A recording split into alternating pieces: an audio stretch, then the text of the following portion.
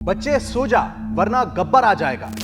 ये डायलॉग तो शोले का है, मगर असल जिंदगी में दक्षिण भारत के जंगलों में एक ऐसा डाकू राज करता था जिसका नाम सुनकर ही लोगों की रूह कांप जाती थी। वीरप्पन।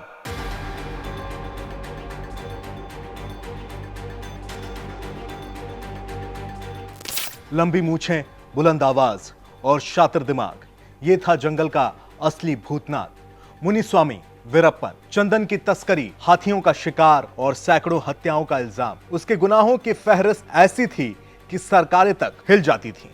जंगल का जादूगर। कर्नाटक के गोपीनाथम में 1952 में जन्मा वीरप्पन जंगल का जादूगर कहा जाता था। 140 करोड़ की चंदन तस्करी, 2000 से ज्यादा हाथियों का शिकार, उसके कारनामों ने उसे दहशत का पर्याय बना दिया। तमिलनाडु, कर्नाटक और केरल के जंगल उसके किले थे। वो हवा की तरह गायब हो जाता और मानो किसी सपने की तरह दोबारा से प्रकट भी हो जाता। रैम्बो से टक्कर।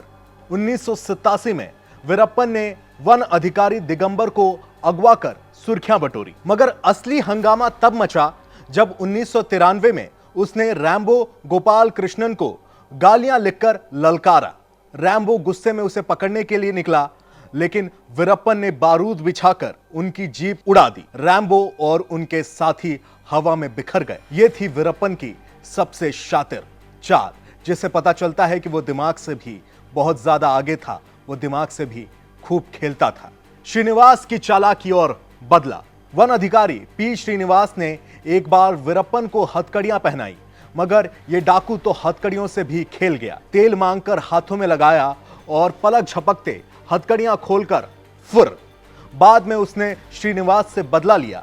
अपने भाई अर्जुनन के साथ मिलकर उसने सरेंडर का नाटक रचा और फिर श्रीनिवास को गोली मार दी। इतना ही नहीं, उसने उनका सिर काटकर अपने गैंग के साथ फुटबॉल खेला। क्रूरता की ऐसी मिसाल आपने कहां देखी होगी? मानो वो किसी नर्क के राक्षस की तरह था। राजकुमार का अपहरण। साल 2000 में वीरप्पन ने मशहूर अभिनेता राजकुमार को अगवा कर तहलका मचा दिया। 100 दिन तक उसने राजकुमार को बंधक बनाकर रखा और सरकारों को खूब नचाया। उसकी मांगों ने तमिलनाडु और कर्नाटक को घुटने पर ला दिया था। क्रूरता की इंतहा। वीरप्पन का दिल मानो पत्थर था। उसने अपनी नवजात बेटी तक को नहीं बख्शा। 1993 में उसकी बेटी के रोने की आवाज ने उसे पुलिस के हत्थे चढ़ने की कगार पर ला दिया। डर के मारे उसने अपनी बच्ची को ही हमेशा के लिए खामोश कर दिया। कर्नाटक के मारी माडुवा में उसकी बेटी का शव एक गड्ढे में मिला। जंगल के भूतनाथ का हुआ कैसे अंत?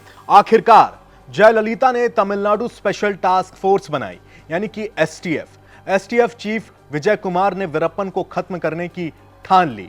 18 अक्टूबर 2004 को एक चाल चली गई। वीरप्पन को आंख का इलाज कराने के बहाने फर्जी एम्बुलेंस में बिठाया गया।